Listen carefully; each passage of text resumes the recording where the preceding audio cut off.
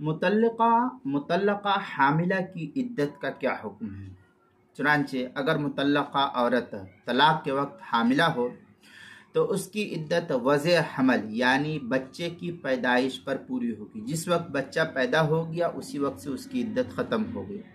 اب یہ بچہ اگر عورت کو طلاق دیا صبح میں اور شام میں بچہ پیدا ہو گیا تو عورت کی عدت ختم ہو گئی۔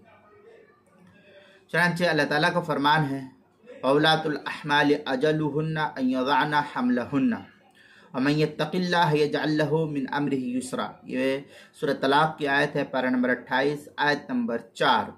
فتاوی ہند میں ہے وعدۃ الحامل ان تضع حملها۔